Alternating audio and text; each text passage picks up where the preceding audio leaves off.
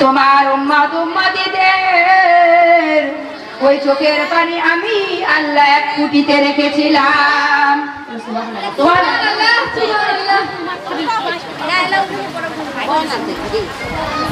তো আল্লাহ পাক বলেন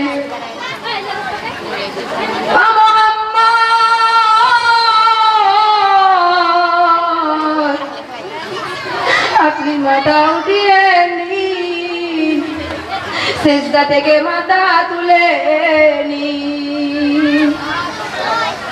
নবী বলেছেন আল্লাহ গো আমার উম্মত উম্মতীদের জাহান্নামের আগুন থেকে তুমি যদি বাঁচিয়ে নাও, আমি নবী সিজদা থেকে মাথা উঠাবো।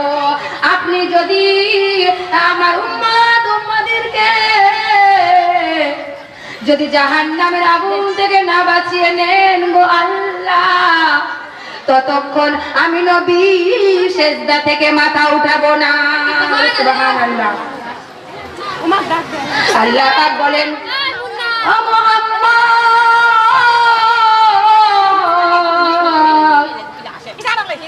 তোমার উম্মত উম্মতীরা গো জাহান্নামের আগুনের ভয়ে হু হু করে কান্না করছে আর ঝরঝর করে চোখের পানি ফেলছে। ও মুহাম্মদ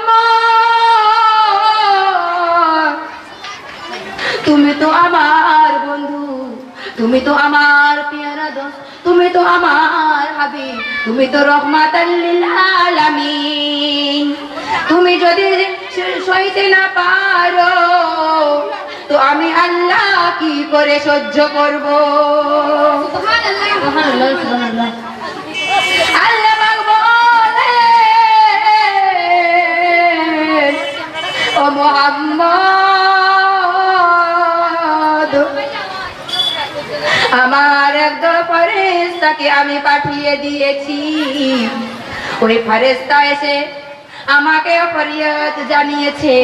ফেরেশতাকে আমি জিজ্ঞাসা করেছিলাম তোমরা কোথায় গিয়েছিলে গো? ফেরেশতা বলতে লাগলো ইয়া রাব্বুল আলামিন তোমার বন্ধু মুহাম্মদের উম্মত উম্মতীরা জাহান্নামের ভয়ে আগুনের ভয়ে হু হু করে কান্না করছে, ঝরঝর করে চোখের পানি ফেলছে। আমরা ফেরেশতারা ওখানে গিয়েছিলাম, তোমার উম্মত উম্মতীরা বলতেছে